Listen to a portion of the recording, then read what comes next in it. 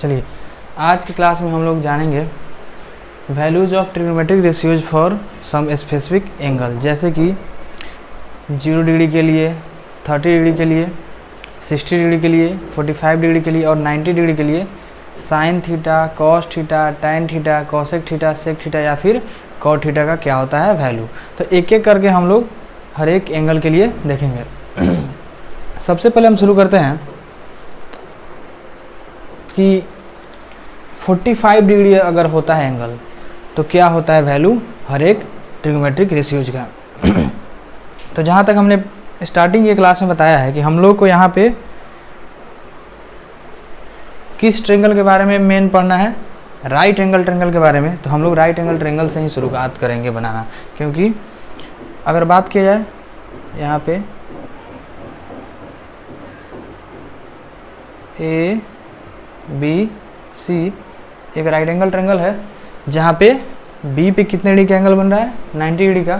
तो इस कंडीशन में ए सी हमारा क्या हो गया, हाइपोटेनस हो गया, और ए बी और बी सी हमारा परपेंडिकुलर और बेस है। हमारा ऐसा राइट एंगल ट्रायंगल है जहाँ पे ए बी और बी सी आपस में क्या है, इक्वल है। अब ये दोनों अगर इक्वल लेंथ के हैं तो इस कारण से एंगल बी और सी भी आपस में क्या होगा, इक्वल होगा। ठीक है, ये आइसोसेलेस ट्रायंगल का फीचर होता है। तो एक तरीके से मिला जुला के देखा जाए तो ये जो ए बी सी ट्रायंगल है यह राइट एंगल्ड आइसोसेलेस ट्रायंगल है, मतलब कि इसमें एक राइट एंगल भी है और इसके दो साइड आपस में इक्वल भी हैं। और हम इन दोनों साइड को इक्वल कितना, एक कोई क्वांटिटी के मान लेते हैं कि के यूनिट का क्या है, ए और ए बी और बी सी है। यानी कि हमारा ए बी कितने का हो गया, के यूनिट का, और बी सी भी हो गया के यूनिट का। तो अगर ए बी और बी सी दोनों के यूनिट के हो गए तो अपने पास ए सी कितना हो जाएगा, ए सी तो यहाँ पे हाइपोटेनस है। तो पाइथागोरस थ्योरम में क्या होता है, ए सी मतलब perpendicular square plus base square hypotenuse की इक्वल होता है ना। तो यहाँ पे तो हाइपोटेनस ए सी है, तो ए सी का square is equal to A B का स्क्वायर प्लस बी सी का स्क्वायर हो जाएगा। यानी कि ए बी की जगह क्या है, के है, तो के का स्क्वायर प्लस फिर से के स्क्वायर, और यहाँ पे इधर ए सी स्क्वायर रहेगा LHS में। यानी कि ए सी स्क्वायर जो होगा 2k स्क्वायर के इक्वल हुआ। अब फिर इससे यहाँ पे ए सी जो है क्या हो जाएगा, यहाँ प्लस माइनस में रूट में आएगा, तो हम लोग माइनस वाले को क्या करेंगे, नहीं रखेंगे, क्योंकि हमारा जो है लेंथ कभी भी निगेटिव नहीं होता है। तो इस कारण से यहाँ पे क्या हो जाएगा, ए सी हमारा रूट अंडर 2k स्क्वायर हो जाएगा। Therefore A C equal to हो जाएगा रूट अंडर 2 और के निकल जाएगा रूट से बाहर। ठीक है, चूँकि 2 एक परफेक्ट स्क्वायर नहीं है तो इसीलिए इसका रूट नहीं निकलेगा, और के हमारा स्क्वायर फॉर्मेट में है तो उसमें से क्या होगा, सिंगल के रूट से बाहर निकल जाएगा। यानी कि अपने पास यहाँ पे ए सी का वैल्यू क्या हो गया, रूट अंडर 2 के हो गया। अब चूँकि ये इक्वल है तो यहाँ पे दोनों एंगल किसके इक्वल हो जाएंगे,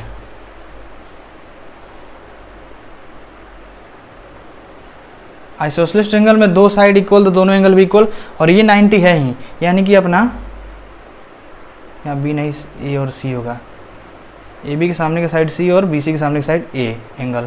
तो एंगल ए और एंगल सी दोनों किसके इक्वल हो जाएगा, 45 डिग्री के इक्वल होगा। ठीक है, चूँकि ये 90 है और ए और सी दोनों एंगल आपस में इक्वल हैं, इसका मतलब दोनों का सम कितना होगा, 90 होगा, और दो एंगल का सम 90 और दोनों इक्वल है, यानी कि दोनों कितना हो जाएगा, 45 डिग्री का हो जाएगा। तो अब हमें क्या होगा, एंगल ए भी हो गया 45 डिग्री का और एंगल सी भी हो गया 45 डिग्री का। तो अब हम एंगल ए की बात करें तो या फिर एंगल सी की बात करें तो अब हम 6 रेशियो का value sine cos tan sec cosec cot किसी का भी या तो ए के लिए या फिर सी के लिए निकाल सकते हैं। तो किसी एक का निकाल सकते हैं, कोई दिक्कत नहीं है, तो क्योंकि दोनों जगह वैल्यू तो सेम ही है। तो साइन 45 डिग्री क्या हो जाएगा, इज इक्वल टू, अगर हम ए के लिए ही बोले तो opposite side by hypotenuse, opposite side of that angle by hypotenuse. तो यहाँ पे अगर हम एंगल ए के लिए ही बात करें, हम बात कर लेते हैं फॉर एंगल ए, तो साइन 45 इक्वल टू क्या हो जाएगा, बी सी बाई ए सी। अब बी सी कितना है अपने पास, के है, और ए सी कितना आया है, √2 के आया है। के से के कैंसिल हो गया, यानी कि आ गया 1/√2, यानी कि साइन 45 डिग्री का वैल्यू कितना हो गया, 1/√2 हो गया। अब कॉस की बात की जाए, कॉस 45 का, तो कॉस के लिए क्या होगा, adjacent side of that angle divided by hypotenuse. तो एंगल ए के लिए एडजेसेंट साइड क्या हो जाएगा, ए बी, और बाई में हाइपोटेनस है ए सी। तो ए बी का वैल्यू है फिर से के, अब बाई ए सी का वैल्यू कितना निकल के आ गया है, √2 के से के कैंसिल, यहाँ पे आ गया 1/√2। उसी तरह अगर हम tan 45 की बात करें तो tan 45 क्या हो जाएगा, फिर से एंगल ए के लिए opposite side of that angle divided by adjacent side of that angle. तो ये हो गया BC अपॉन AB। BC का वैल्यू कितना है, K है, और AB का वैल्यू कितना है, K है। K से K कैंसिल हो गया और आ गया आंसर 1, यानी कि साइन 45 हो गया 1/√2, कॉस 45 हो गया 1/√2 और tan 45 हो गया 1। अब साइन का उल्टा क्या होता है, कॉसेक होता है।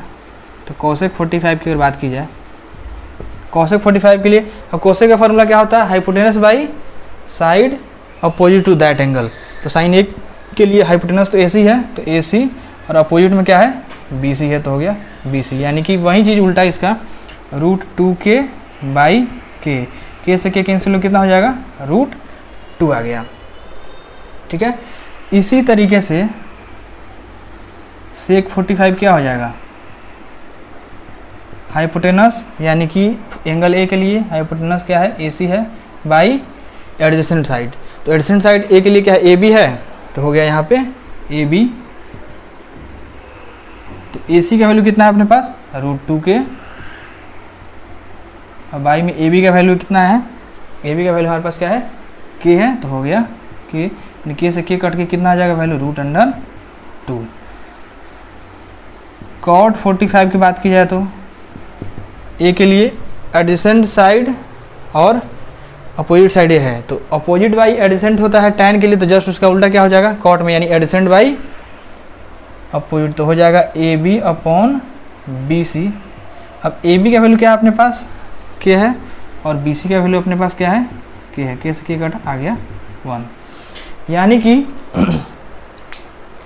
साइन 45 आ गया अपना 1/2, कॉस 45 सॉरी साइन 45 आ गया 1/√2, कॉस 45 भी आ गया 1/√2, tan 45 आ गया 1, कॉसेक 45 आ गया √2।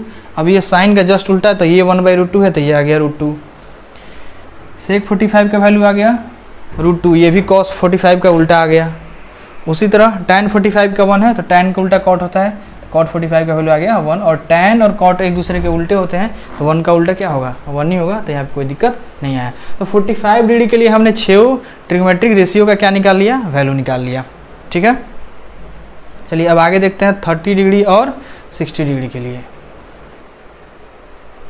चलिए यहाँ पे हम लोग को वैल्यू निकालना है 30 और 60 डिग्री के लिए हर एक ट्रिग्नोमेट्रिक रेशियो का।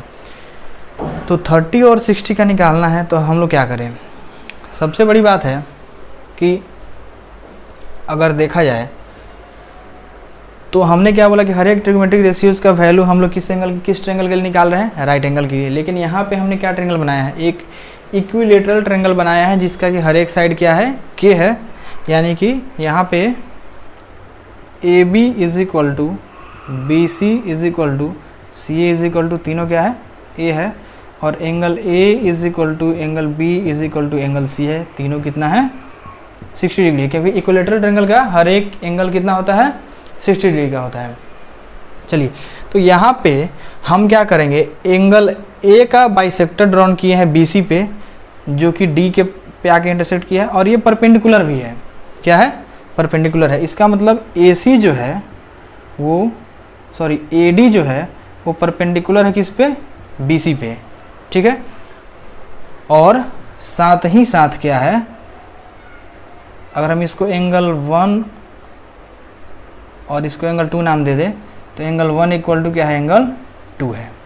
ठीक है, ऐसा मतलब AD एक तरीके से क्या है, ये एंगल बाइसेक्टर है एंगल A का, और साइड बाइसेक्टर है किसके लिए, BC के लिए कि BC को 2 भाग में बांट भी रहा है, BD इक्वल टू CD कर दे रहा है, और एंगल A जिसका हम 1 और 2 नाम दिए हैं, दोनों के इक्वल भाग में बांट रहा है। और एंगल A टोटल अपने पास कितने डिग्री का है, 60 डिग्री का है, तो एंगल 1 और 2 दोनों मिला है कितने का हो जाएगा, 30 डिग्री का हो जाएगा। यानी कि अगर हम यहाँ पे बात करें तो एंगल 1 भी यहाँ पे कितना डिग्री का हो गया, 30 डिग्री का, और एंगल 2 भी हो गया 30 डिग्री का। क्लियर है?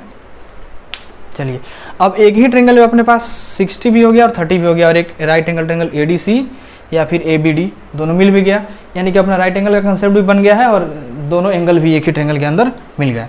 अब अपने पास हर एक साइड का वैल्यू निकल जाएगा क्या। अब अगर देखा जाए BD, हमने क्या बोला कि ये जो AD है वो इसके लिए साइड बाइसेक्टर है, यानी कि जितना BD है उतना ही हमारा क्या है, CD है।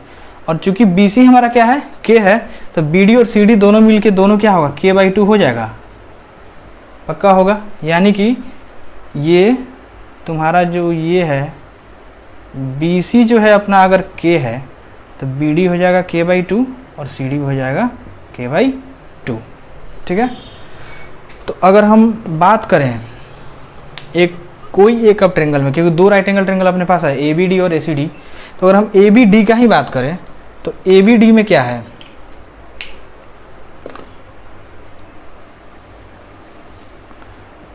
इन ट्रेंगल ABD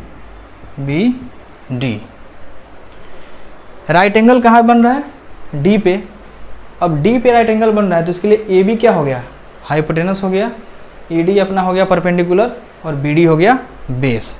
हमें किसका वैल्यू निकालना है, इस AD का, यानी AD यहाँ पे क्या है, परपेंडिकुलर है, तो AD का स्क्वायर इज इक्वल टू हो जाएगा हाइपोटेनस का स्क्वायर, दैट मीन्स AB का square minus BD square. Therefore AD square is equal to, AB का वैल्यू कितना है, K है, तो K स्क्वायर माइनस BD है K/2, तो K/2 और उसका स्क्वायर कर देना है हमको। यानी कि ये हो गया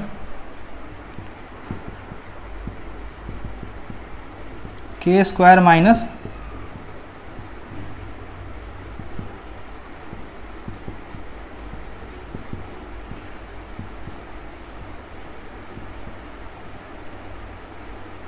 फोर, देयरफॉर AD स्क्वायर यहाँ पे निकल गया 3K स्क्वायर/4। अब AD स्क्वायर इक्वल टू क्या आ गया, 3K स्क्वायर/4, यानी AD इज इक्वल टू हो गया √3K स्क्वायर/4। अब यहाँ पे फिर से हम क्या कर रहे हैं, पॉजिटिव वाला वैल्यू क्यों ले रहे हैं, निगेटिव वाला क्या कर रहे हैं, छोड़ दे रहे हैं। तो AD इक्वल टू अपने पास कितना निकल के आ गया, इधर लिखते हैं, √3 ऊपर आ जाएगा, K स्क्वायर है तो K बाहर निकल गया, और 4 है तो 2 बाहर निकल गया, यानी कि √3 बस केवल बच गया, अंडर रूट में बाकी सारा क्या हो गया, बाहर निकल गया। अब यानी कि अपना ये जो लेंथ है AD का आ गया √3/2। अब हम चूंकि ट्रेंगल कौन सा अपने पास लिए हैं, ABD। ठीक है, तो ABD में अगर हम 30 डिग्री एंगल की बात करें तो क्या होगा, sin 30 बराबर क्या हो जाएगा, अपोजिट साइड बाई हाइपोटेनस। तो अपोजिट साइड क्या है, BD, और हाइपोटेनस क्या है, AB, तो BD बाई AB। ठीक है, तो BD का वैल्यू है K/2 और डिवाइडेड बाई AB का वैल्यू है K। तो ये तो K से K कट गया और यहाँ पे आ जाएगा ये 1/2। क्लियर है, ये 2 जो है डिनोमिनेटर में आ जाएगा नीचे ना, तो K से K कैंसिल हो गया और 1/2 डायरेक्ट बच गया, तो sin 30 का वैल्यू हो गया 1/2। अब अगर cos 30 की बात की जाए तो इस 30 डिग्री के लिए अपोजिट साइड ये हो गया, ये हाइपोटेनस है, तो जो बच गया AD वो क्या हो गया, एडजेसेंट साइड हो गया, तो AD अपॉन AB। AD का वैल्यू कितना है, √3/2, और यहाँ पे K मिसिंग है, तो K और डिवाइडेड बाई AB का वैल्यू तो K है, फिर से वाला 2 नीचे डिनोमिनेटर में आ जाएगा और K कैंसिल होके इसका वैल्यू आ गया √3/2। ठीक है, तो cos 30 भी आ गया अपने पास √3/2। अब tan 30 की बात की जाए तो opposite side by adjacent side, तो अपोजिट साइड यानी BD बाई में एडजेसेंट साइड यानी कि AD, ये कितना हो जाएगा? ये BD का वैल्यू कितना है? k/2 और डिवाइडेड बाई √3/2। यहाँ पे इसको थोड़ा सिंप्लीफाई करना है, तो यहाँ पे कैसे सिंप्लीफाई हो जाएगा? ये k/2 यहाँ, और चूंकि डिवाइड में है तो ऊपर अगर हम मल्टीप्लाई करें तो उल्टा हो जाएगा, ऊपर आ जाएगा 2 और नीचे में आ जाएगा √3 × k। 2 से 2 खत्म और k से k खत्म, यानी कि ये बच जाएगा 1/√3, यानी कि tan 30 इक्वल टू क्या आ गया वैल्यू अपने पास? tan 30 का वैल्यू आ जाएगा 1/√3। ठीक है,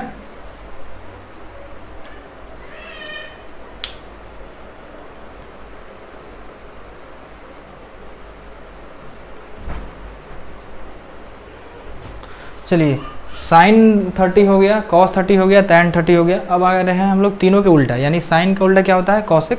तो cosec 30 के लिए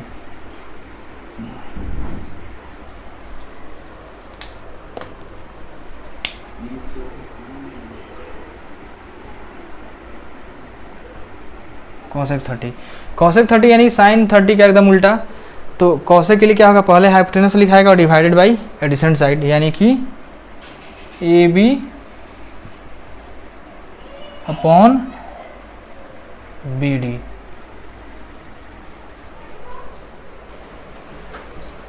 चलिए तो आते हैं हम लोग cosec 30 पे। cosec 30 यानी 30 के लिए cosec का फॉर्मूला क्या होता है? Hypotenuse upon opposite side. तो हाइपोटेनस क्या है? AB इस इन ABD ट्रायंगल के लिए, और इस 30 डिग्री वाले एंगल के लिए BD अपना क्या हो गया? Opposite side. तो AB अपॉन BD यानी AB का वैल्यू k और BD का वैल्यू k/2। अब यहाँ पे क्या होगा कि k से k कैंसिल हो गया, 2 चूँकि इस डिनोमिनेटर वाले में निचला पोर्शन है तो 2 ऊपर जाए क्या हो जाएगा? मल्टीप्लाई हो जाएगा, यानी कि बच जाएगा सिंगल 2। उसी तरह sec 30 की बात की जाए तो sec 30, अब sec के लिए क्या होता है? Hypotenuse upon adjacent side. तो हाइपोटेनस तो AB है और AB का वैल्यू k है, तो k हमने यहाँ पे रखा, और एडजेसेंट साइड यहाँ पे AD है और AD का वैल्यू क्या है? √3/2 × k, यानी कि √3 × k/2, सॉरी 2, k से k कैंसिल हो गया और 2 जो है नीचे है, फिर से ऊपर जाके न्यूमरेटर में क्या हो जाएगा? मल्टीप्लाई हो जाएगा, तो 2/√3 आ गया। इसके बाद cot 30 है, तो cot 30 के लिए cot के लिए फिर से अब tan का उल्टा, यानी कि एडजेसेंट बाई अपोजिट। तो एडजेसेंट हो गया AD और अपोजिट साइड हो गया इसके लिए BD। तो AD का वैल्यू हो गया √3/2 के और BD के लिए हो गया वैल्यू k/2। अब k/2 वैल्यू हो गया तो k से k कैंसिल हो गया और दोनों के डिनोमिनेटर में 2 है, तो 2 से 2 कैंसिल हो गया। इसके न्यूमरेटर में 3 है और यहाँ पे नीचे कुछ नहीं है, 1 है, यानी कि आ गया सिंपल √3 आ गया, यानी कि cosec 30 आ गया अपना 2, sec 30 आ गया 2/√3 और cot 30 आ गया √3, यानी सारा साइन कितना आया था वैल्यू 1/2, तो उसका उल्टा आ गया cosec का वैल्यू। cos आया था 30 √3/2, तो इसका उल्टा आ गया 2/√3 और cot 30 आ गया 1/√3 था tan का वैल्यू, तो उसका उल्टा। तो यहाँ पे हमने 30 डिग्री के लिए 6 आइडेंटिटी का वैल्यू देखा। इसके बाद अब 60 डिग्री के लिए कितना होता है 6 ट्रिग्नोमेट्रिक रेशियोज का वैल्यू, और फिर से 0 डिग्री और 90 डिग्री के लिए कितना होता है, इसका हम लोग नेक्स्ट क्लास में प्रूफ के साथ एकदम देखेंगे कैसा रहा है। यहाँ पे हमने जो भी वैल्यू अभी तक बताया है पूरा एकदम एक्सप्लेनेशन और प्रूफ के साथ कैसे डिराइव हुआ है वैल्यू हमने निकाला है। कहीं भी अगर कोई भी दिक्कत आ रही है तो कमेंट में हमें ज़रूर बताइए और इस चैनल के साथ आप लोग हमेशा जुड़े रहिए ताकि नए नए अपडेट के साथ यहाँ पे कंटेंट डाला जाएगा। अभी थोड़ा सा थ्योरेटिकल पोर्शन चल रहा है, जैसे ही ट्रिग्नोमेट्री का थ्योरेटिकल पोर्शन कवर हो जा रहा है थ्योरेटिकल पोर्शन कवर होने के बाद हम लोग बोर्ड बेस्ड क्वेश्चन भी करेंगे अभी, और कॉम्पिटेंसी बेस्ड क्वेश्चन भी करेंगे, ताकि सीबीएसई बोर्ड में कहीं से कोई दिक्कत नहीं आए ट्रिग्नोमेट्री चैप्टर के लिए। तो बने रहिए अपने इस channel omniscient classes perfection with dedication, और विकल्प तो है ना, ये नहीं भूलिएगा स्लोगन अपना, यानी कि ओमनिसेंट क्लासेज विकल्प है ना परफेक्शन विथ डेडिकेशन। तो थैंक्स फॉर वॉचिंग। हाँ, लाइक सब्सक्राइब और शेयर करना मत भूलिए।